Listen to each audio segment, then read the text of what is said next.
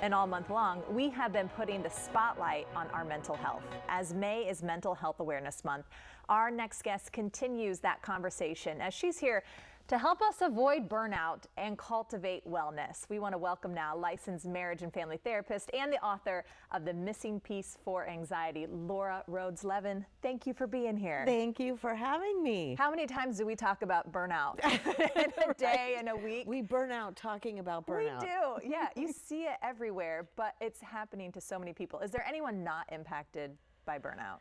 Yeah, people who have taken time to learn that their physical health is dependent on their mental health. And they've unfortunately gone through something so severe, they went, okay, I have to rethink everything. But there are people who do practice. It would be better if it were more. It does always seem that the people who are the best, who get through a burnout situation, have hit rock bottom and then come around to it. How do we not have to go to rock bottom first? What do we need to be doing? You know, I like to use the concept of a fountain, right? So if a fountain is getting great things, it can give so freely, but it has to receive in order to give, right?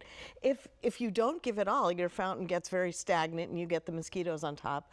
If you only give, you're like, right, so nothing left. It's really important to receive in order to give, and then you can give so much more and you enjoy it. You don't have a headache, you don't resent anyone. How do you receive though? Is that like the asking for help, letting other people give to you, or is that for yourself? Is that through meditation and journaling? It's both. You know, a really good way to practice actually is if someone asks to get you something, say yes.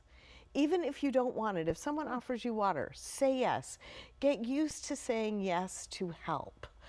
And especially for moms, I mean, it's so hard to give from an empty well. And I think moms forget you are modeling how you're going to be in the world, how your kids are going to be.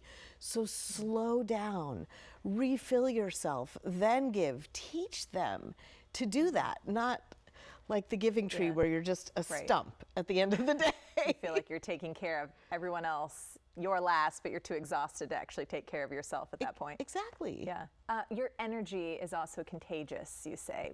Are people picking up on that? If you're depleted, they're also getting that depleted energy back? Absolutely. I mean, we've all walked into a room where there's that heavy energy and someone's unhappy and everyone else in the room is going to be unhappy too. Yeah, it's true. And when you're depleted, kids pick up on that, people pick up on that, and they will either see that as an opportunity or just back away.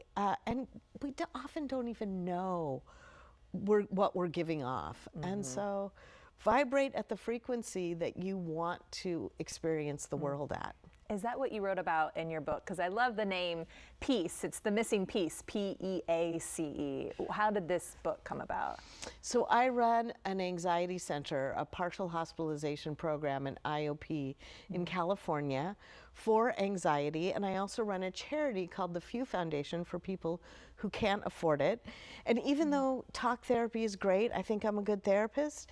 If your dog is stressed out, you're not going to be, what triggered you, Fluffy? You're going to soothe it. We need to learn how to self-soothe and how to talk to ourselves. And so instead of opening up centers everywhere, which people have asked me to do, I'm like, I'll write a book. Yeah. And then it could be everywhere. Then we can all get the information. I kind of want to circle back to burnout to end. Do you feel like your body shows you signals before that big rock bottom? Do we need to be paying attention and tuned in to certain things? We're so disconnected from our bodies. It's why we have food issues, we have sleep issues. And I wish the body would speak up earlier, but usually the body just finally screams. And so many people come in with migraines and IBS and all sorts of things that come from an overactive fight-flight response that drains you instead of those positive neurotransmitters. We're not always supposed to be in that state. I have so many more questions. Can we keep talking? Next segment. We're human doings, not human beings.